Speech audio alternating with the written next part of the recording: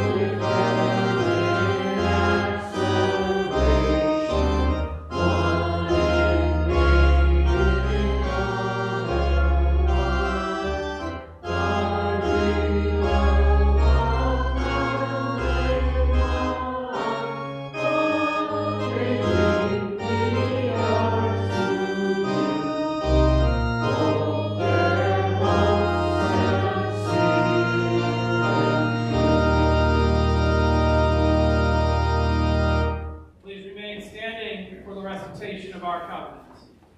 In the love and truth, and in the Spirit of Jesus, we unite for the worship of God and the service of God.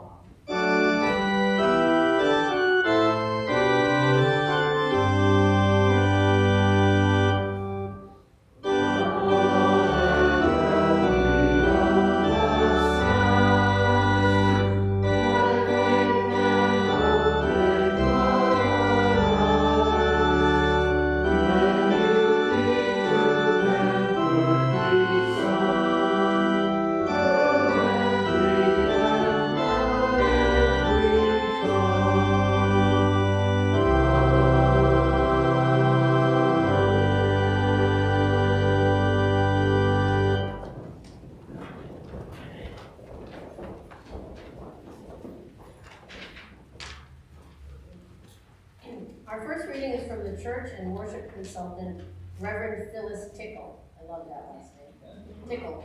It is from the forward of a retreat when we were first coming to terms with the changing religious landscape. That book was Facing Decline, Finding Hope by Reverend Jeff Jones. Hope is almost always seen as a good and desirable thing. It is that, of course, but sometimes the hope we seek for, the hope we desperately want and thirst for, in fact, is hidden from us by our own anguish. We are so deeply distressed in body or spirit that, like the children of Israel overcome by serpents in the desert, we cannot look up from our own agony, even when we know that by doing so, we would relieve it. Sometimes, of course, hope is obscured by the sheer franticness of our search for it.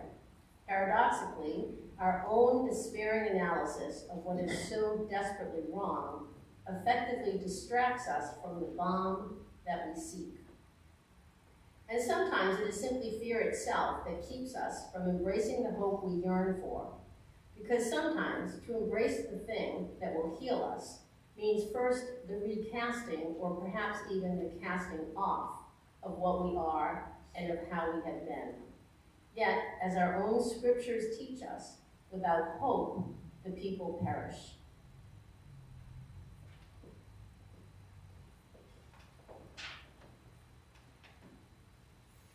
Our next reading is from the Gospel of Luke. This is actually part of the Advent story, but it gives us a brief glimpse into his teen years and the role the temple played in his life at that time.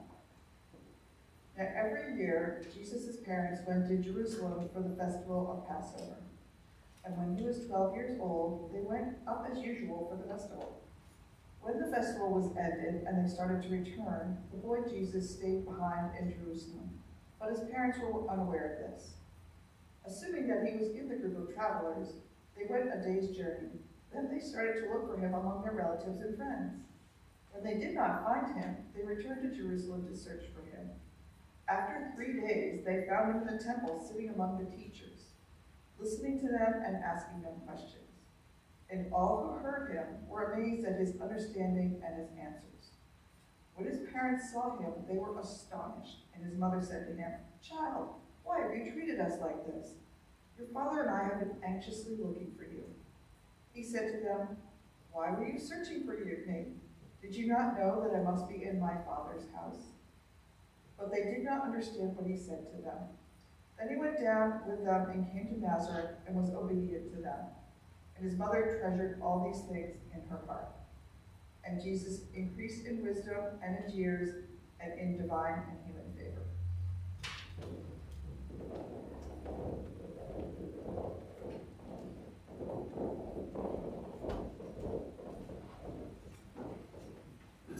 Please join in our first responsive reading in the gray hymnal, number 443.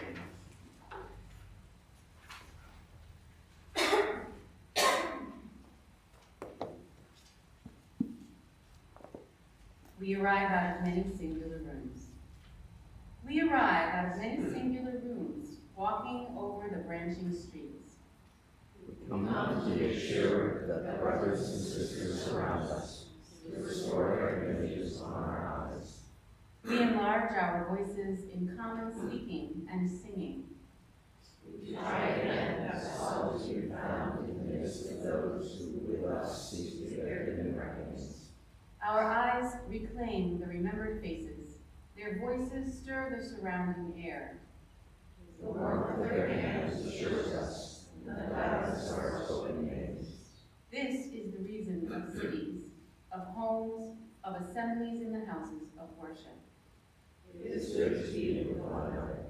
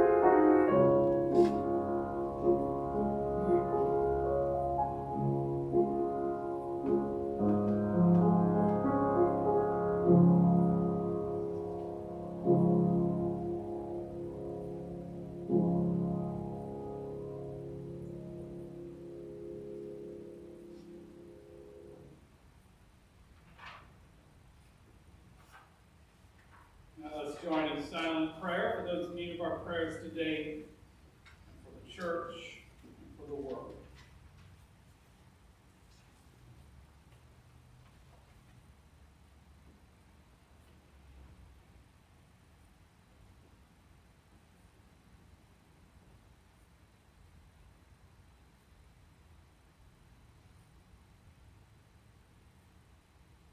Now, as Jesus taught us, let us pray. Parent God, who art in heaven, hallowed be thy name. Thy kingdom come, thy will be done on earth as it is in heaven.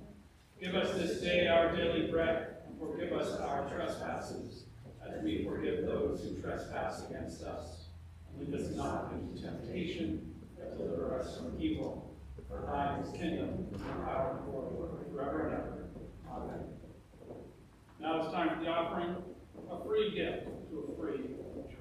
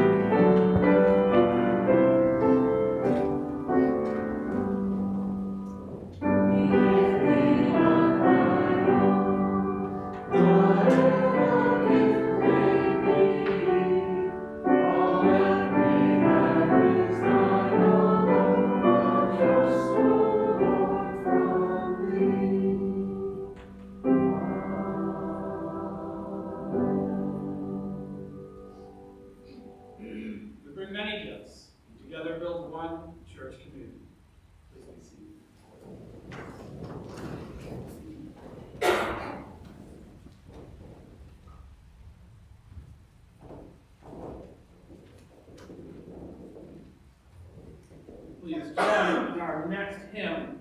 It's hymn number 113 in your great hymnal, Where is Our Holy Church? Thank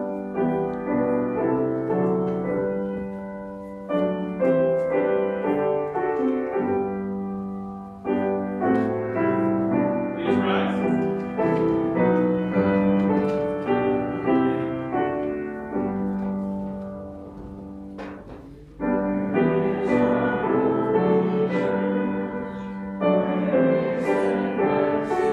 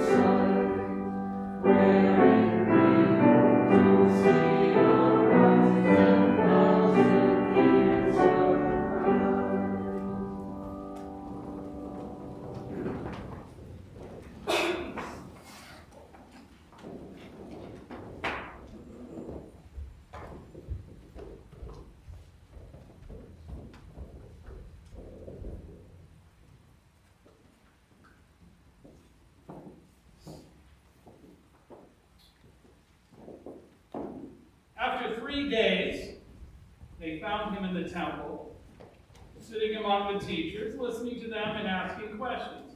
And all who heard him were amazed at his understanding and his awareness. After 3 days, they found him in the temple. Now, I always try to find a reading or image that could be inspiring for Annual Meeting Sunday, which is, after all, a meeting. But one of the problems we face is that most of the writing about church takes on the tone of either aspiring academics or cheerleading experts, which is to say either exceedingly dry or enthusiastically self-helpy. And in both cases, the challenge is outlined. The struggles facing us today are outlined. But the question of value, which is to say why we care about our congregation or congregations in the midst of these struggles, that value is given little space on the way to explaining how to save them, how to grow them, or how to organize and govern them. See, sometimes we just need poetry. We need to be reminded that when we gather here together, we are in search of something profoundly spiritual and emotional, something that pulls at our hearts, our intuition, our creative imaginations. We need poetry. And not poetry about religion, or a specific holiday, or theology, or even God, though all these things are part of the lived poetry of the church. We need to hear about the church itself, how it feels to be part of a community of faithful doubters and faithful seekers of the ultimate truth. This is probably why we fall back on Ken Patton so often. We arrive out of many singular rooms. We arrive out of many singular rooms. Many different lives, many different experiences, many different backgrounds, many different, though in some ways similar, dreams. We know what Ken Patton means when he says we arrive out of many singular rooms. Because our lives lived out there need the life we live in you to remain vibrant to us. We carry ourselves to this sanctuary to remember that the mundanity of much of existence is a sham and a distraction from the pure miracle of life itself.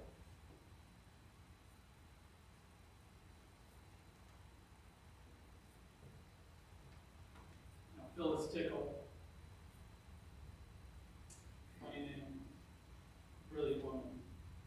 Phyllis Tickle tells us that sometimes hope is obscured by the sheer franticness of our search for it. Sometimes hope is obscured by the sheer franticness of our search for it. And if she is right, and I believe she is, then we come here too in order to find that hope, separated from the tyranny. We need poetry. And we need stories about light in the darkness, about being once lost and now found. Which may be what drew me to this somewhat obscure part of Luke. The adolescent Jesus goes missing in Jerusalem and then turns up teaching in the temple. It is more poetry than prose. Not so much an analysis, but a slice of life that can speak to us through the ages about houses of worship and the communities that build up around them. Now in this story, we learn a little bit about what life was like, both for Jesus and his people. We learn, in fact, that most years, when they could get away, Jesus and his parents and his brothers and sisters, no doubt including his brother James, of Faith Without Works is Dead fame, and probably his extended family, along with all the other people who could from Nazareth, would go on pilgrimage to the temple in Jerusalem. And one year, when Jesus was around 12, which afforded a certain level of independence, they accidentally left him in Jerusalem for about 3 days. Now that may sound shocking at first. I mean, what kind of parents have Mary and Joseph become? But in the ancient world, it isn't that hard to understand. We, in fact, have all been in situations, maybe at a family gathering or a retreat or a ski trip, where a certain gang of teens are not seen by their parents all day. So the group left Jerusalem, thinking Jesus was with the teens. And then at dinner, when they camped, they discovered that he had slipped away from the group. So the next day, Mary and Joseph and whoever else hiked all the way back, another day's journey, and then started looking on that third day. There's no cell phone, of course, to text in advance. In an occupied city where the law enforcement was not on your side, Jesus was probably wise not to take Fred Rogers' advice to look for the helpers too literally. So it probably took a while. But eventually they found Jesus teaching and disputing, learning, listening in the temple, which was in fact the safest place in Jerusalem for a young Jewish boy to be. Besides, it's not like his elderly cousin Zechariah, John the Baptizer's father, of Benedictus fame, the real helper and a temple priest, wouldn't have noticed him, scooped him up, and kept him occupied until his parents arrived. Now, we've all known kids like that. We've had kids like that in the church over the years, haven't we? I won't use any names. But we have known both children and adults who have taken refuge here, who have learned and taught and disputed with those around them, because the temple, at least this one, is a safe place to be. A safe place to think and to explore.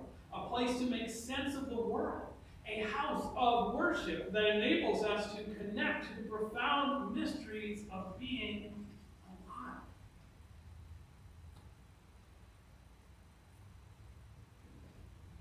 Now, of course, we know that communities like Elliott Church go through times of feast and famine. And we know that there has been a long span of struggle for all voluntary associations in the modern and the postmodern world.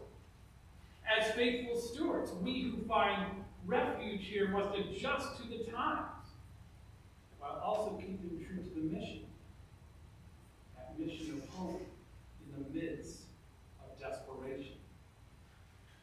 Keeping true to that safe place in an occupied world.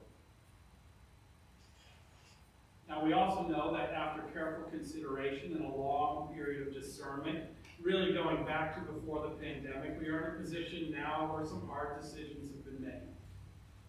So at annual meeting, we will approve a budget that reduces the hours of professional ministry, implying, of course, a rise in lay ministry.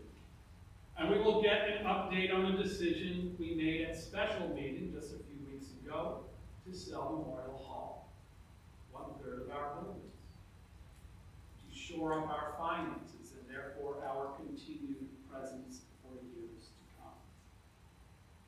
And that decision was difficult. And it may be tempting to wallow in that decision a bit. But as Phyllis Tickle warns us, our own despairing analysis of what is wrong effectively distracts us from the balm we seek. Because embracing the thing that helps us heal means first the recasting, or perhaps even the casting off of what we are and how we have been. Embracing the thing that helps us heal, she said, means first the recasting or perhaps even the casting off of what we are and how we have been. This recasting and casting off she talks about isn't easy, is it? It means change, and change is difficult. We would like things here to go on as they always have been, or as we perceive them as always having been, while we choose to engage with the church in whatever way we want in the moment.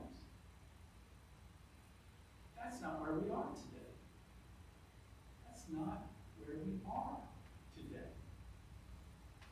Change has come to our society and to our lives, and of course, our institutions reflect those changes, as they always have. Healthy institutions, at least, reflect those changes. The temple in Jerusalem, where Jesus taught, along with many other religious leaders, is currently a ruin. We know that. But the religion it represents, Judaism, survives and thrives to this day in a different way. So we too must take heed of the warning against despair. We must find the opportunities in what we do now. There are always resurrections. There are always rebirths waiting to be discovered, waiting for us to find on the road to renewal in 2025. So let's take a moment in silence to prepare to take communion together and to look forward to our time of decision and beyond.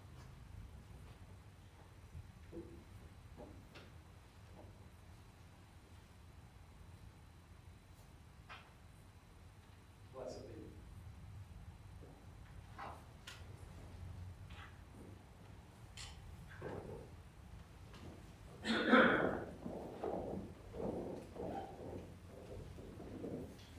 With apologies, I'd like to stick in an announcement that we missed before. There were many people who participated in the creation of the annual report. Thank you all. But the person who put it all together is our administrator, Carolyn DeSchulo, who has joined us here today. Carolyn, put up your hand, please.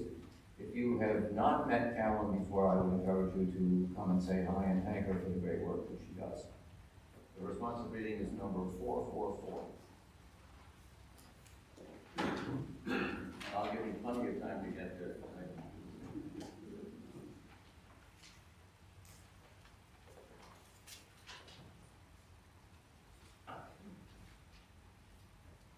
This is titled The House. This house is for the ingathering of nature and human nature. It is a house of friendships, haven in trouble, and open room for the encouragement of our struggle. It is a house of freedom, guarding the dignity and worth of every person. It offers a platform for the free voice, declaring hope in times of security and danger, the full and undivided conflict of opinion. It is a house of truth-seeking, where scientists can encourage devotion to their quest, where mystics can abide in a community of searchers. It is a house of art, adorning its celebrations with melodies and handiworks. It is a house of prophecy, outrunning times past and times present in visions of growth and progress. This house is the cradle for our dreams, the workshop of our common endeavor.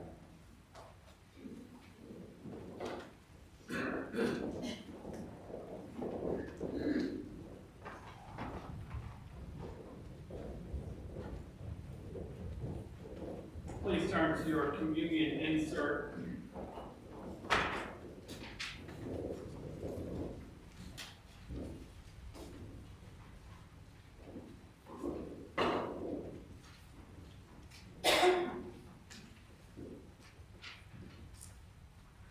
Let us come together to celebrate the story of Jesus, to connect in that story and to each other through the sharing of bread and wine.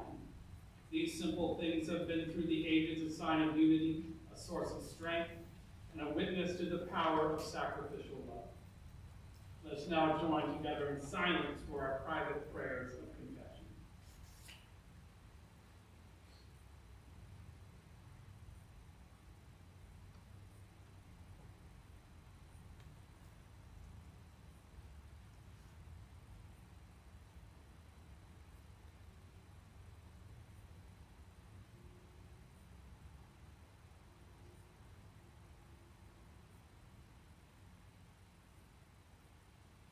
Let us join in the responsive prayer.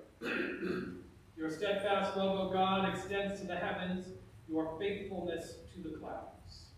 Your righteousness is like the mighty mountains, your judgments are like the great deep. You save humans and animals alike, O God. How precious is your steadfast love, O God. All people may take refuge in the shadow of your wings. They feast on the abundance of your house, and you give them drink from the river of your delights. For with you is the fountain of life. In your light we see light. O continue your steadfast love to those who know you, and your salvation to the upright of heart. Do not let the foot of the arrogant tread on me, Or the hand of the wicked drive me away.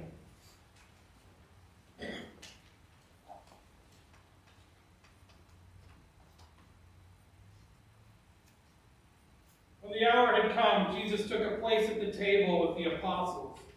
Jesus said to them, I have longed to eat this Passover with you before I suffer.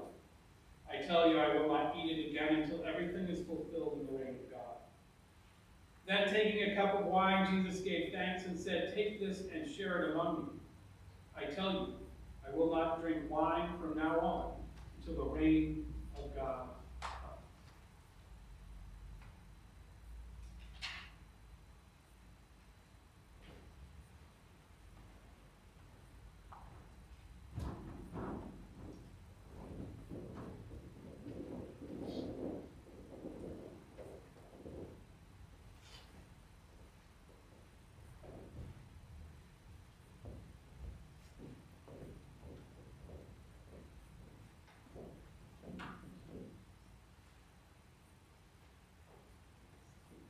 Then he took a loaf of bread, and when he had given thanks, he broke it and gave it to them, saying, this is my body, which is given for you. Do this in remembrance of me. Eat this bread in remembrance of Jesus and of those who have been near and dear to us.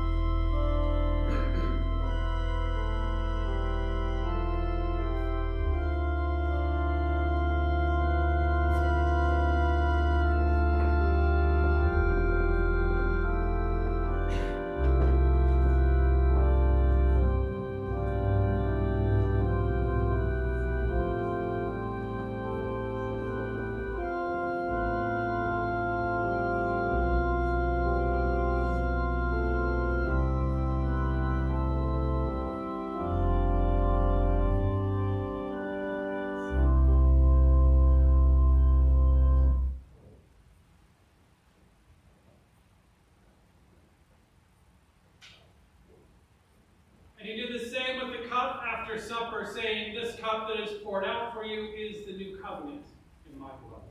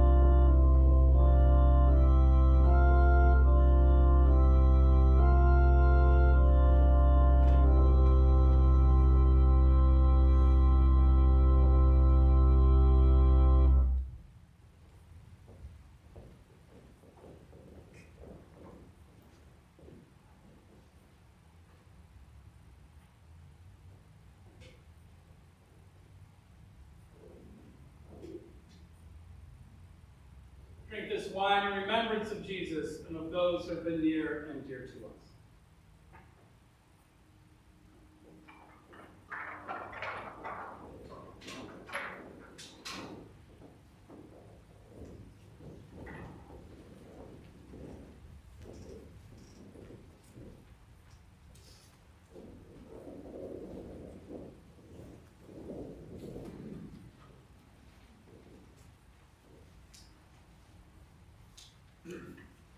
God, lover of us all, most holy one, help us to respond to you, to create what you want for us here on earth. Give us today enough for our needs. Forgive our weak and deliberate offenses, just as we must forgive others when they hurt us. Help us to resist evil and do what is good, for we are yours, endowed with your power to make our world holy. Amen. Now please turn to our final hymn, number 114, Forward Through the Ages.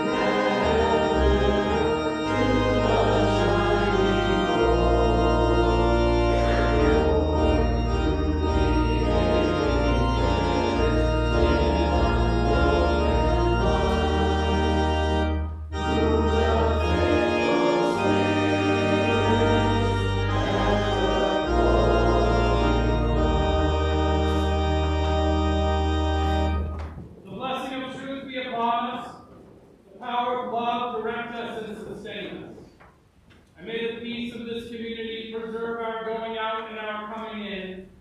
time for us until we meet again. Amen.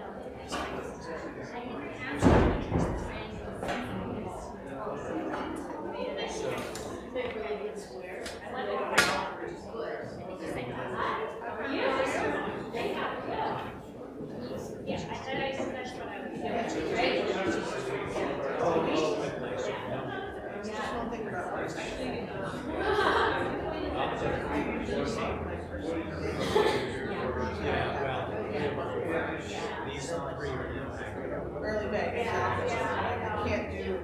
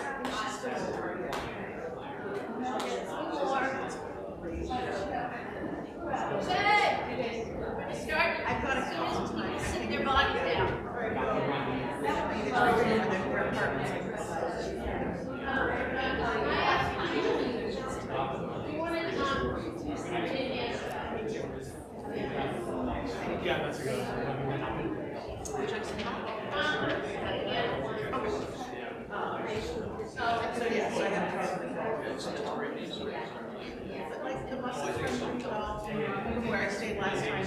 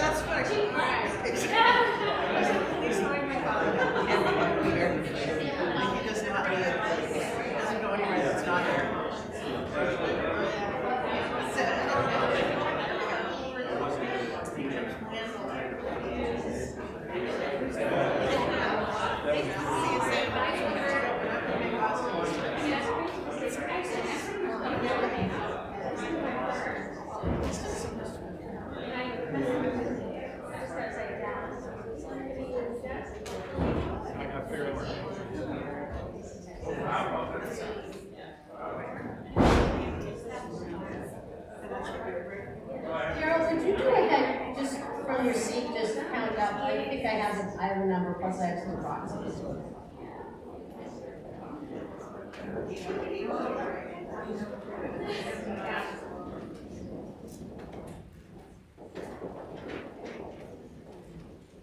If anyone needs a copy of the annual report, I have a pile aisle here, and there's also some right on the door, going out the back door.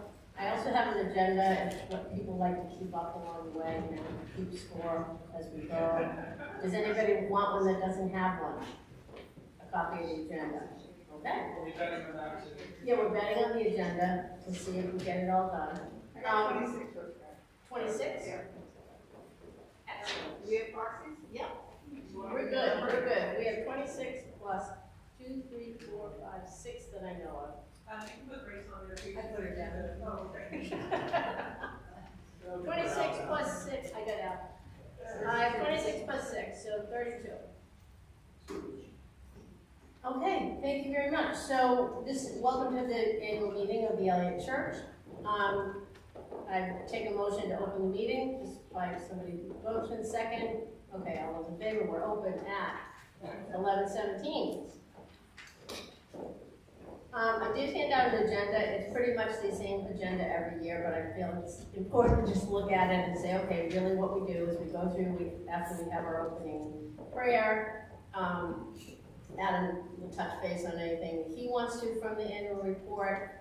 There's no requirement that individual committee members stand up and do their report. You're welcome to, right? If we get to your page and you want to highlight something or you add something, that's fine, but we can wait and see if there are questions about your report. And we just kind of zip through all the individual committee reports, holding all the financial things off to the side, because we take a vote to accept all the individual committees, excluding the money. We take that vote first, then we go through the budget and related financial reporting, then we vote to accept that budget. So that's the second big vote. And then the third vote is, we have a nominating report, which are all of the positions being filled for next year. So that's kind of like the overview of what we're going to do. So with that, I will hand it to Adam for the opening prayer. Okay, we're actually going to do a responsive, so get your gray animals out. We're going to do number 733, which is the last one in the book. So, you know, when you put your finger in, don't start with it.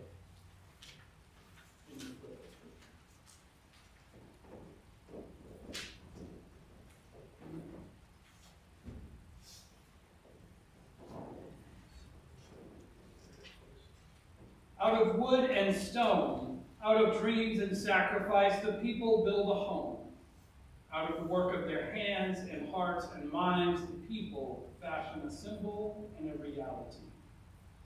Make this house truly rich, being one with another, warm and joy and closeness, being one with another, encouragement, love, and trust.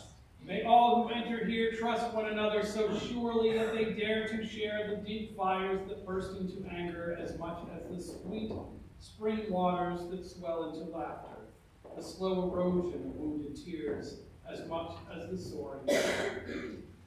May these walls of silence as from under hearts search inward, each for its own small spark of hope, that might otherwise be snuffed out in the noise. May these rafters hear the voice of the child, as surely as that of the orator, and the sound of the lute, the clack of the typewriter, the swish of the broom, and know that all are as holy as the shout of a million stars.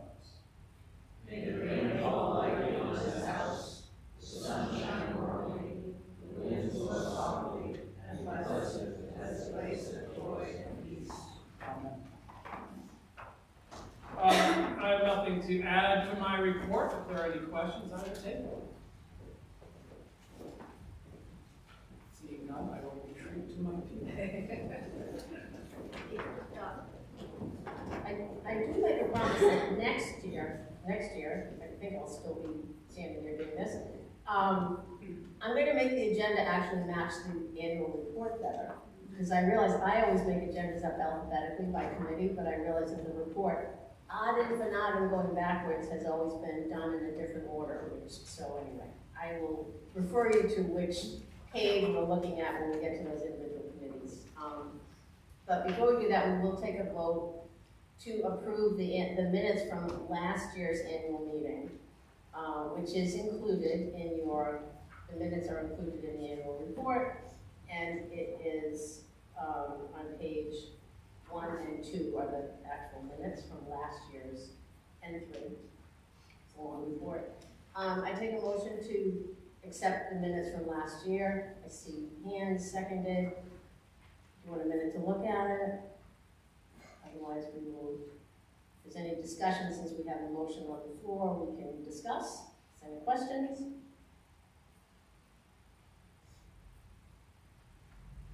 Otherwise, I would call for the vote. All those in favor of accepting the minutes from last year's annual meeting, raise your hand if you're so inclined. I see it as unanimous. Anyone opposed? Just because. I'll ask. Okay. Great. So now we are moving right along to the individual committee reports. And so again, I would encourage if anyone wants to, it's easier to come up front because of the microphone. So if your committee is being discussed, if you want to add something or if there are questions, you might want to come to the front to answer said questions. We've already heard from Adam. In my order, I have buildings and grounds up first, which is the report itself is on page 7 and 8. And I'll just kind of pause if people want to look at that, if they have a question, or even if it's not about what's written, if they just have a buildings and ground question, this is a fine place to ask it.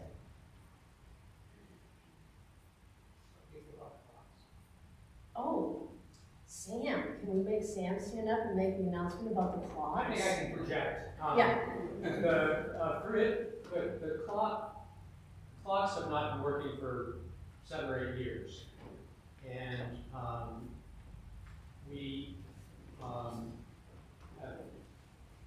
and even if they were working, they wouldn't keep the right time because they're not on the current daylight savings time calendar, the controller. So we know we need to replace the controller. The clock company has been here and has gotten 3 of the 4 clocks working. All of them except this one are currently accurate. And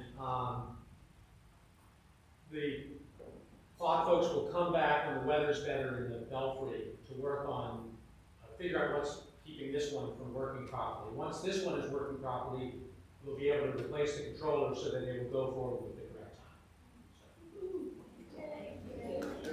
Good job. Yes, Bill? There was a potential issue of do we want the clock to sound with the bells? Because right now, Sam said that it goes on rather than boing, and it would need to be repaired. But does the congregation think that we should have the bells ringing, and if so, during what hours? I wasn't prepared to make that decision. Yeah, this is a high level. Is that a fair question, Sam? Did everyone hear the question? I'm gonna, the question comes up. Before you do, ask Sam if that's a fair question. Well, there's a possibility that the clock could be synced to the ringing of the bell. It used to be, right, at some point in history on the hour, right? Did it ring every hour? Once on every hour. Once on every hour, it would go gong, the real bell. It didn't go the hour, it didn't go like 3 o'clock, it didn't go 3 o'clock. Maybe it did. I mean, it's been a while. No, it would be turned off at night. No, it's like dawn at dusk. I think Like that's to pretty sure. metaphorical dusk, like. If it was 4 in the afternoon, it would ring 4 then. I'm glad we don't have really good collective memory on this since it was a long time A ago. little early too, actually. Yeah, no, I don't. I don't think it was. Yeah. So the question is, if that could be easily remedied, right? If it's a fixable thing, do we want the bells to ring on a reasonable schedule? We don't have to vote on that schedule because we're not silly. We're not going to do it at 3 in the morning, I don't think. Go ahead. I would like to make a motion that if it is possible and not terribly expensive, that the clock be constructed such that it would ring the hour from 9 in the morning until 7 at night.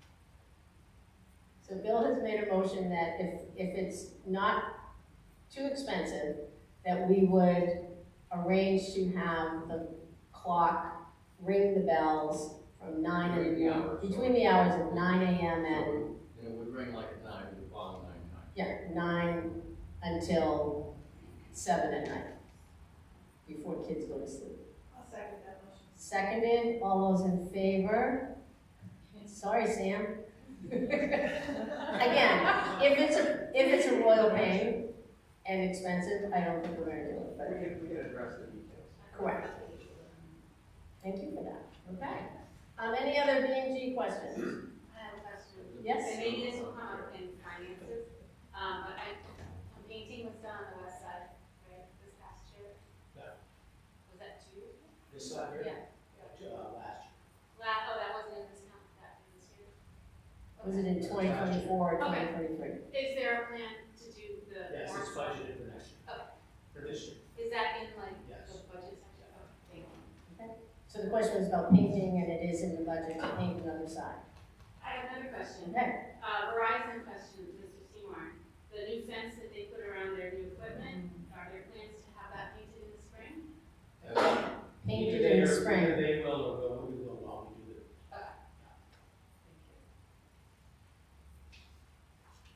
Okay. And if it's a dead plant, they look for a replacement. There are 2 there. And they'll replace As it. long as Oh. actually way too close to the fence, that needs to be done. In the spring. Remind me. In the agenda, I have membership as the next thing, which happens to be on page 24. I'm doing the work for you and telling you what page it's on, so you don't have to fuss too much. Any questions for membership chair? Membership chair is Todd Demick, who we owe so many thanks to for like running so many events, and also he's on nominating and the Old Town calendar, so there's lots of things. So any questions on membership? Shall I just update by saying we did have an info session, and there's potentially at least one other family we think may be joining, but we'll have that. We haven't gotten that confirmed yet, so that was great. Any questions for membership? Okay, Ari is on page 16, and it's a short report. We did have, the highlight is that we did do a pilot program that Annie and Carol and Adam and Peter Zogby were involved in putting on, and I think it was well received. So baby steps as we have kids to be participants. We'll do programming. Questions for Ari? Okay. Excuse me, services on page 17.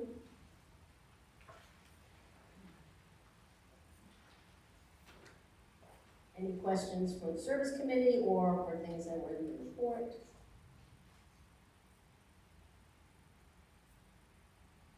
We did do a really fun open door very recently, a couple of weeks ago. That was very well attended and well volunteered. So it was really fun. Okay, no questions for service? We can move on to the worship committee is back on page 9, which next year that will be the first one we do. Page 9. And worship committee, is the committee that it also kind of overarches. We do have a separate music report that and deacon reports. Those both fall under the worship committee technically, although we have separate reports for them. I didn't lay them out as separate agenda items. So if there are any questions about service, about the music and arts committee, or about the deacons, those are on consecutive pages starting 9 through 12. So any question in those regards? We welcome Ellen Mann as our newest deacon, who started kind of mid-year, so that's exciting.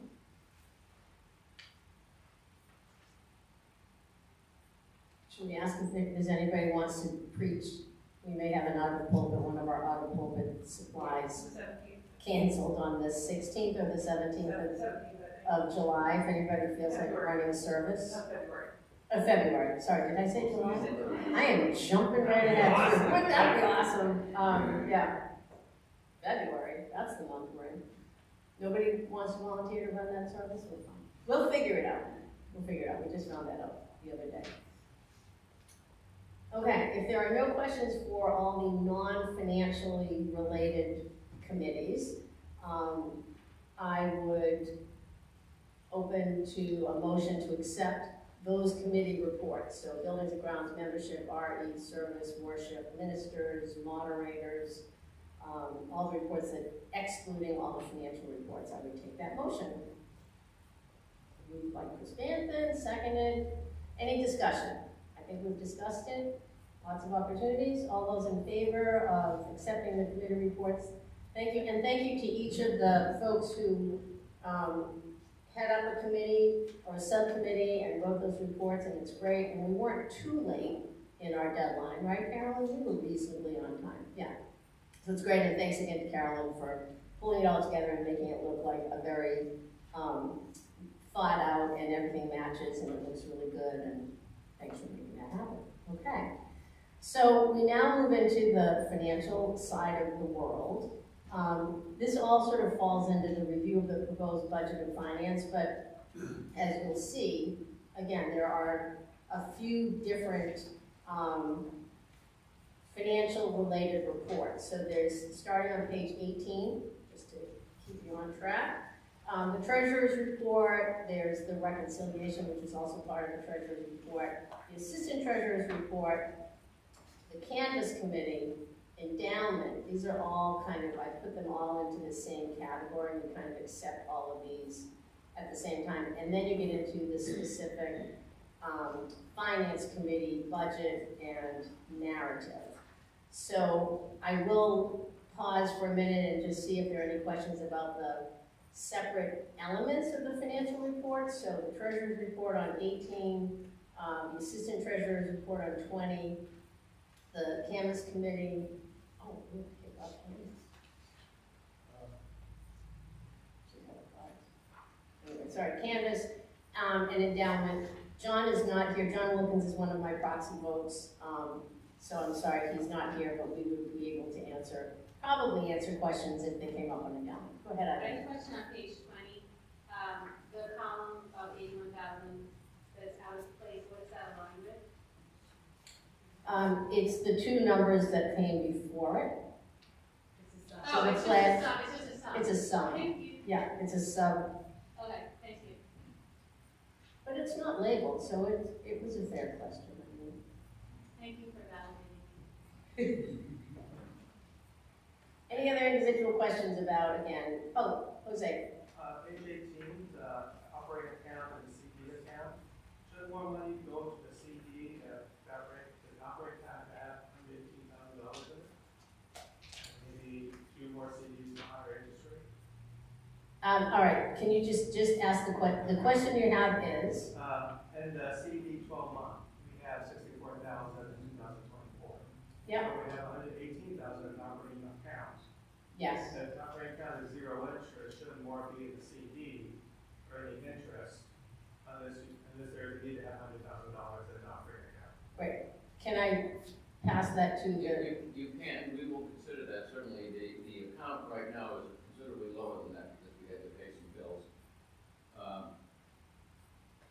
But I think that it is, in general, the finance committee has encouraged us to keep, something around $60,000 to $80,000 in that account in cash. I agree that there's more in it right now. That's a situation where we're kind of in flux right now because we're about to lose $6,000 a month in income. So that's going to go down pretty quickly. And if we tie it up in a CD, we may have to break into the CD then again fairly soon. The situation with Memorial Hall also is, it's not clear how that's going to exactly sort out. We're going to get some money, we're going to have to pay some legal bills. So I take the point, and we can talk about it later. Bob, with that? I think maybe we could consider, there are accounts like there's this Marcus account with Goldman Sachs and everything, where you can have money earning like 3.5% to 4% with no restrictions on it. It's really like you can put money in and take money out as easy as within a day it's in your other account. So it could just be something where we could actually have the benefits of like a CD, but without any restrictions. And I think that could be a good way to have some funds, make some money for us. I think I hear a couple of volunteers. So I'm hearing a suggestion. I'm hearing two suggestions, they're related. The suggestion would be, is there a way, without tying up our money for too long, that we might get some interest on it without being penalized by having to, lose something by moving things around. So I'm hearing that as a suggestion that the Finance Committee would look into an option where we would have a way to be earning some money strictly in our operating cash on hand budgets. Yes, accounts. Okay. And I would also note, I don't know that, I'm just saying this from other experiences, that kind of a rule of thumb of any nonprofits is that you should have, I think bare minimum is 3 months, but a generally accepted thing is around 6 months of your operating budget should be very liquid. But this is right? very liquid. Yes, so as long as it's very liquid, yeah. Okay?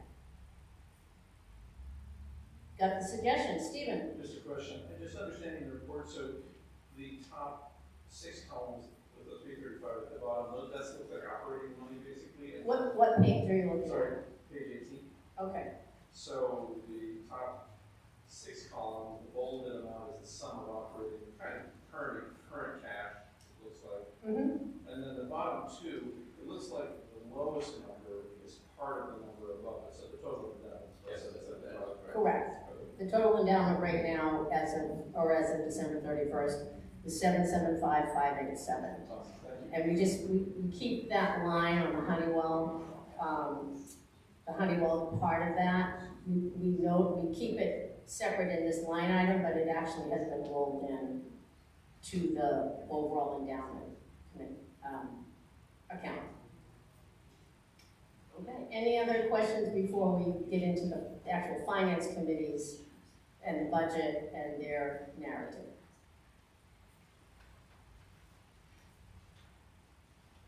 No? Then I think that I will hand it over to Chris if you're ready. Okay. Thanks.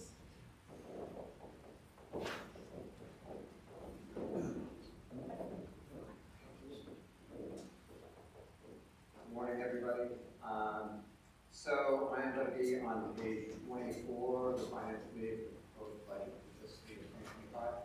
The first thing I will announce is that we do know that the purchase and sale agreement for Memorial Hall has been signed.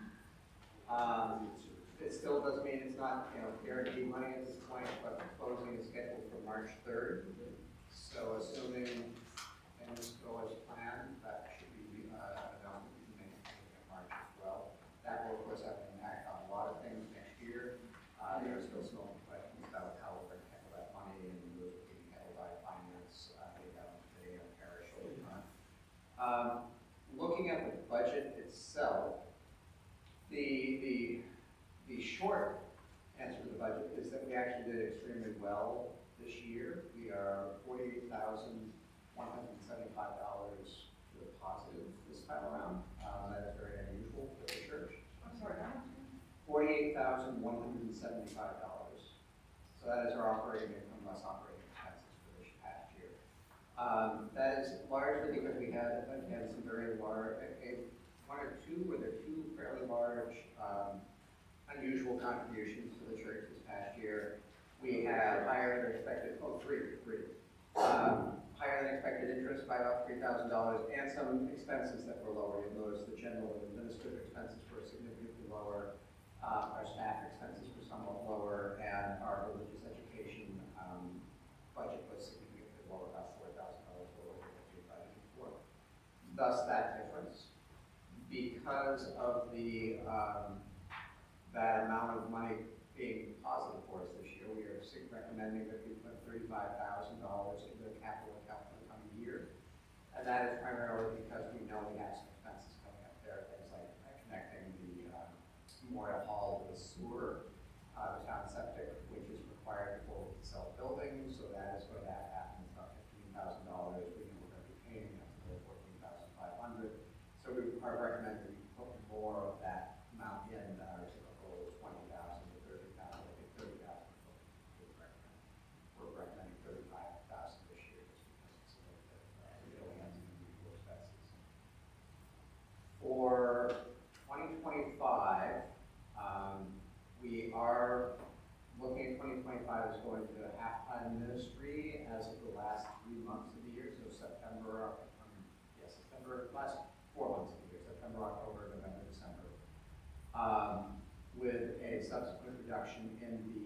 salary component of ministry for that period of time.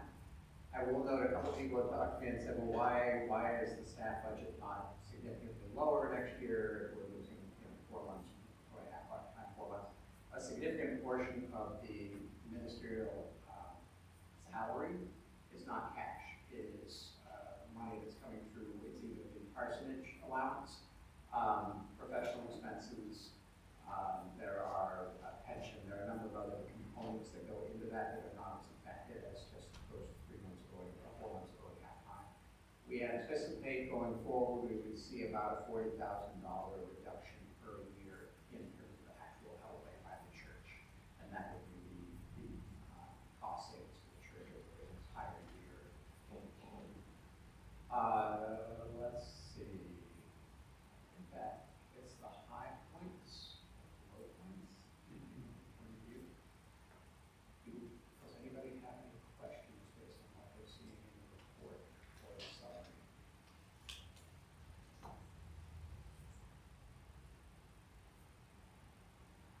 So any updates to the Memorial Hall that need to take place because of the sale would come out of the capital fund, right? Not from operating expenses?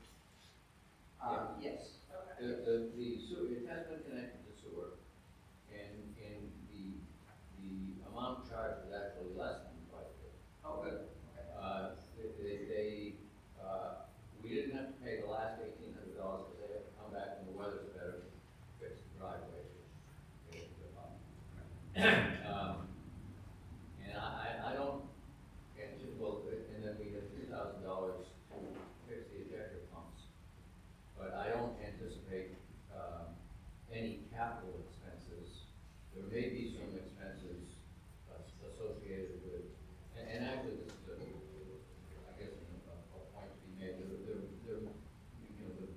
St. Benedict's, who have been wonderful tenants, it's their obligation to clear it out and make sure it's, I guess, clean before we turn it over to the new owners. However, there is property in the buildings of unknown ownership and not knowing who's going to want it. So if there's anything that you fancy in the Memorial Hall, like Carol, I think you took some cutlery, didn't you? No, the color's still there, I took some China. Yeah. Anyway, but if there's some stuff that's there. There are quite a lot of China left. There are the big round tables, which I'm sure are ours, which I kind of expect the new owners will want. There are some other tables of not clear ownership, which St. Benedict's may or may not want, but it's possible that there will be some expenses and even some volunteer time required to make sure that the building is in a condition to turn over to new owners. So I think that would not be a capital expense, but perhaps comes an operating expense. We have not paid our lawyer any money yet, and he has spent a lot of time on this. And of course, it will be the real estate fee, the broker's fee that will be associated with that, and we'll just take that out of the amount of money that we receive, and we'll turn it over to Ina. Who are the new owners? Is that public information?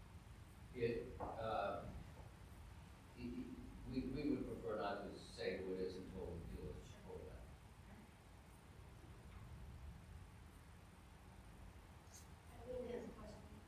I have a question because I'm not great at reading budget sheets. Assuming the sale goes through at Memorial Hall, the savings of our annual expenses for utilities and so forth, where is the savings recognized in here? There's no savings because St. Benedict's. Oh, they did all of everything. that. Okay. Yeah. So Sorry about that. had we not sold it, actually things would have increased because we would have suddenly been responsible for it. That's what I was reading, and that's what got me thinking about. Yeah. No, they've been, again, very good tenants. We partnered and they had to pay everything. So the money that comes from the sale of Memorial Hall will go into minus expenses, will go into the endowment? That is, it's still going to be endowment. And then we will work with the endowment committee to determine how that's invested. And that will then, the money will become part of the full average and take money out. Do you have any kind of estimate for how much that will increase the amount of money that comes out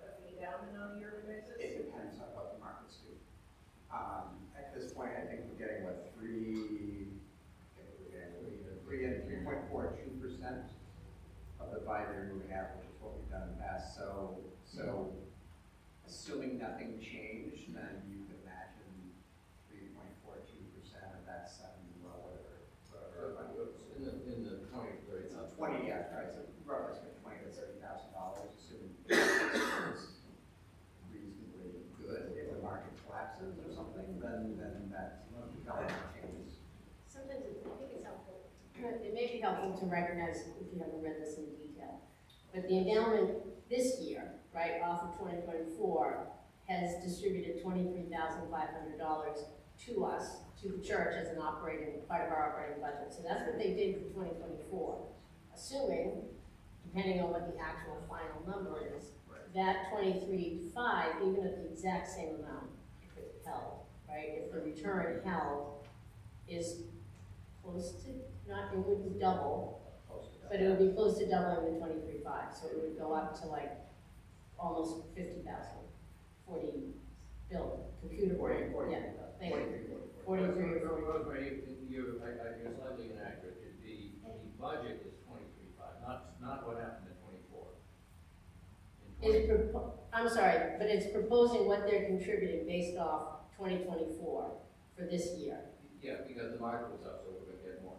So that 23.5 is what we expect, and then anything that is because of Memorial Hall sale will be added on top of that. Correct, that's what I was saying. And that new number, again, we don't know exactly what it would be, but just thinking of what the base will now go up in the endowment by, Maybe double. yeah, it'll be about double. Did I not say Yes, that? you did say that. Just checking. So it's still potentially it's still a significant amount of money. It's not the same as having a rental where the rent stays the same regardless of what the market is doing. And it will be lower than what we were getting for rent with those rents. Yes. I mean, we are losing $40,000 to $45,000 worth of income, which is why the part-time minister. Right. That's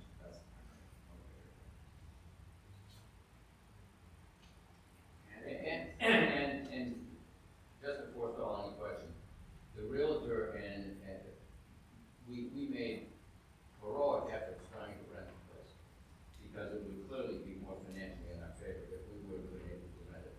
So for the first, it's been on the market for a year. So for the first 6 months of that period, the focus was on trying to rent it. There were a lot of people who came to look at it and said, "We love it. Where do you park?" And then they drove away. So we gave up and we decided to sell it. the parking situation for both Riverbend and from St. Benedict's was okay for them because they had either access to the parking lot related to Riverbend, had access to the parking lot related to the school. St. Benedict's had their own parking lot over next door, so they had no issues around parking. Now with the building of the school being sold and having no idea what's going to happen, unlikely that whoever bought this building would have access to that parking, at least for the time being when it's being constructed and probably forever. You mean the Auburn Street? The Auburn Street School, yeah. And St. Benedict's not owning it anymore. They were not going to give access to their parking lot to whoever purchased Memorial Hall. It created a situation where they were going to have 4 parking spaces, essentially maybe 6, with a bunch of cars in there, and have to park everybody else on the street, which the town said they could do, but which still, if you look down that street, it's not going to be a friendly place to have a lot of people getting in and out of their cars. All right. Any other questions?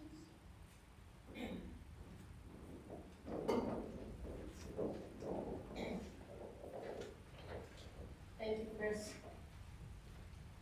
And I recognize that there's just a lot of moving parts on the whole money situation always with us. I mean, we have, but particularly this year, there's just still a lot of moving parts, and until things settle, and assuming, fingers crossed, the building closes, the sale closes, you never know, so we're still in that kind of a little uncertainty. But thank you for all the work of putting the budget together and trying to anticipate all of this uncertainty.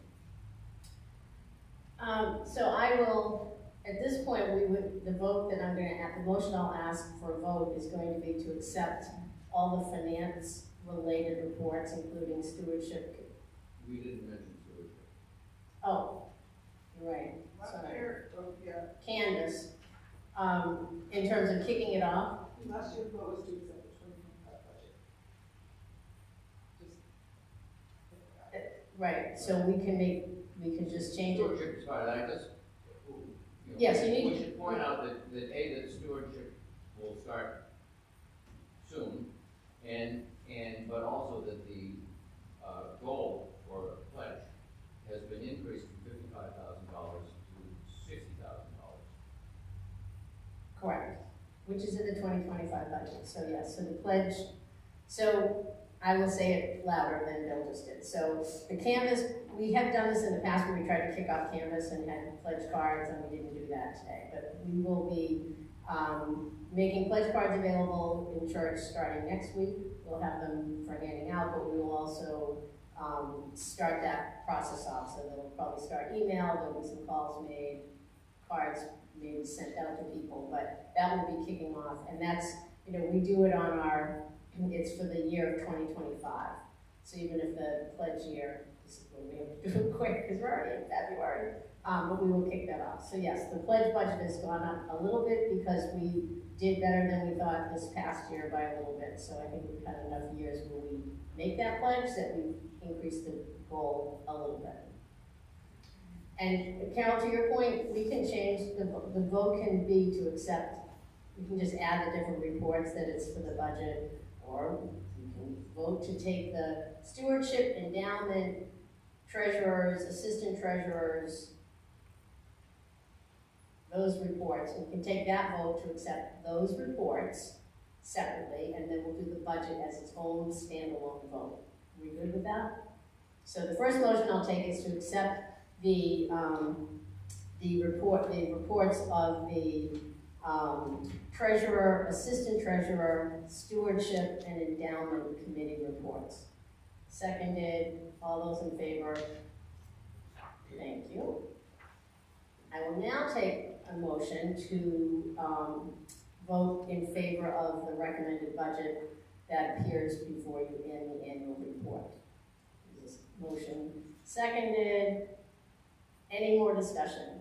Happy to take any more questions that might have occurred to you. Okay, seeing none, I'll call for the vote. All those in favor of accepting the budget as presented in this? Yes, everybody's raised their hands. Thank you very much. We have one last vote, and then we're going to come back to the things going around in the clipboards, because don't think you're getting out of here without signing up for coffee, flowers, and the football pool. But we do have one more important report and vote to be made, which is on the nominating report, which is our slate of candidates. So Todd's going to come up, and if there are questions or things he wants to say about that. Thanks, Todd. And thanks, Todd, for pretty much doing the whole nominating thing by himself this week. So I just wanted to reiterate kind of a heartfelt thanks, because every year I'm kind of amazed at how people just stand up and pitch in and join committees they weren't on, volunteer to stay where they were, and it's just terrific. It means a lot.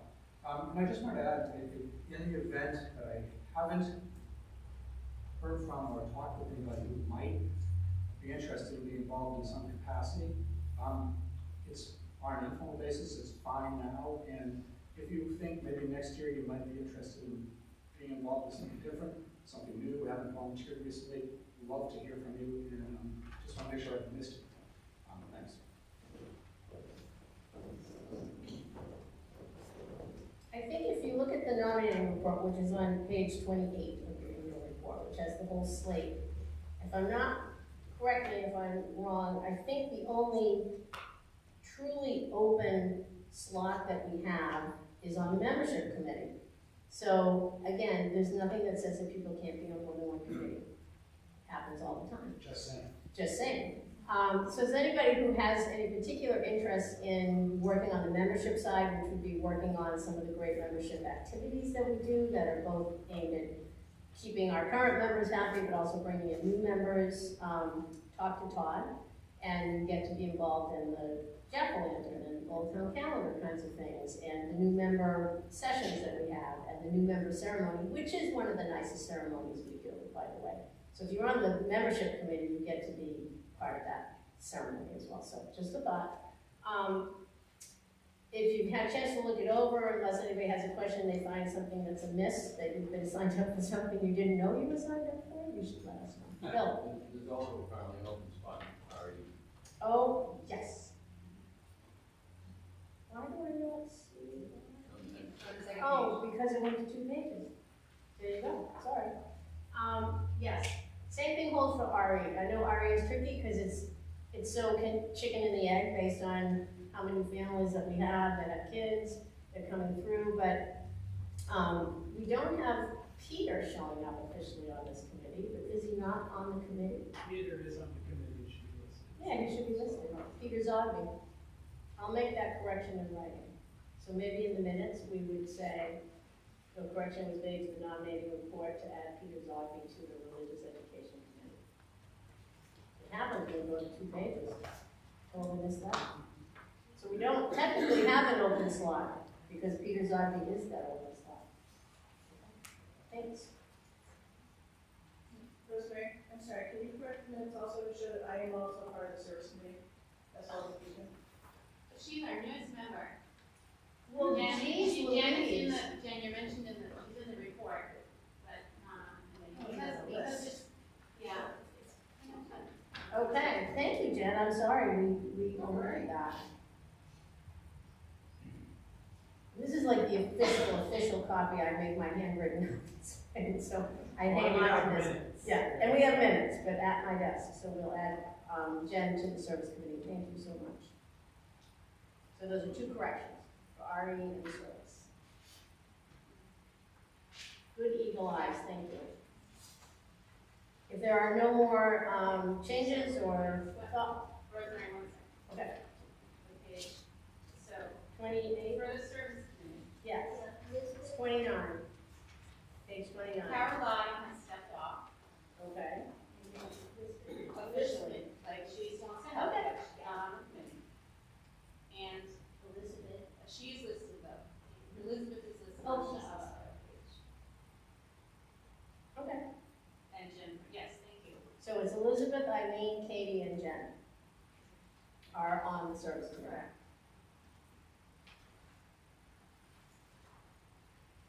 Good. Okay, last chance, going once, going twice. So I will take a motion to accept the nominating report, which is the slate of candidates. I see many hands to put the motion in order and second it. All those in favor?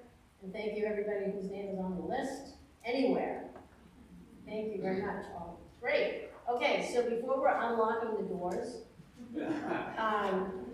somebody has a clipboard somewhere. Have you, if you're so inclined to either do the football squares, or to sign up, there's just an empty sheet that I asked people to put their name and the number of Sundays they wanted to take. If you haven't done that and you're interested in adding your name to either of those things, please do that before you leave. And talk to Bill if you're going to hand money around for the football pool. Coffee and flowers. Yeah, and if I don't have enough from the voluntarily signed up sheet, I will go and I'll ask for people who are not here today. I can reach out to them. Thank you. It's still going around, people are signing. Yeah. And keep in mind on the coffee and flower, just so that this is totally transparent. I take that list. If you have a thing, if you have weeks that you know right now or months that you know you are never going to do coffee or flowers, it's totally fine to have written that down as well. I didn't make that clear. I have a sense of most people's schedules and kind of know when they tend to be here, when they tend not to be here. But I just kind of go through, unless you told me there are weeks you can't do it, I just start filling in, knowing what I know about circumstances, and try to fill in Sundays. Go ahead. So if we know dates that we'd like to try to designate, we should email you? You could do that, yeah. If you can do that. You can email me if you know right now there are dates you want to do. You can send me an email and that'll save me one more decision. Or write it, well, because Loretta might have some ideas about what Sundays. She's not doing anything for the next month, so just saying. See, I know too much. But yes, if you have, and even after today, if they're like, oh darn, I realize I can't do it for the whole month of July. I can't do it for the month of May, send me an email. I'm not gonna do this today. Once it gets figured out, there's a Google Doc, and then I'll send an email, I or Carolyn, probably I, because I'll have all the emails. We'll send an email out, I'll copy Carolyn. It'll have a Google Drive link. You should save that email somewhere, put it in your bookmarks. And then the way it works, as you know, is Carolyn looks in advance each week and sends out a reminder. So usually by mid-Thursday-ish of the week, sends out a note saying, you're up for coffee and flowers. If you can't do it and it's a week, I mean, hopefully you'll look at the list when I send the email out and you'll note these things. But if things change, which they always do, technically you should be responsible for trying to find someone yourself to sub, right? If you can't do it, it's easier if you just reach out to other people and just say, can you switch with me? If that fails, then let Carolyn know and then we'll put out a request saying, hey, we don't have anyone this week, okay? So that'll be the next week or so. Margaret? Would it be possible to print that out and stick it on the bulletin board? Totally possible. Just so people can kind of, because I've heard people say, did you ever get the link, or, and it might help people who just kind of wander over and glance down the year and go, Excellent we don't idea. even need to do their email addresses, maybe just the date and the name would be, I think, really, really helpful for people. Okay. Great idea. I wonder if it's possible to every month, this year, 40 months, stick it in a newsletter or something. I don't know. We can. But it's just, if this is there. We can do a lot of things that is certain, I'm looking at Carolyn, it's like another thing for Carolyn to do. Yeah, sorry. We can totally do it. And I would also just encourage, like I said, and I know people get flummoxed by the Google Drive sometimes and don't figure out that whole piece, but I think between printing it off, great idea. Maybe we send it out a month in advance, if that makes sense. If we can do that, which assumes everybody's going to read their. It's a little bit of parsing, but we can do it. Okay. Sorry, I'm not even know about the anything. Okay. All right. With that, whoever has on the merry-go-round, there it goes. All right. The clipboard, we'll look at the clipboard. Are there cash transactions that you're expecting to happen, Bill? If people signed up, They should give Bill the money, if at all possible. Okay, so that's all of our business. Thank you very much. Thanks for everybody who participated and asked good questions and did the work all year long to make this happen.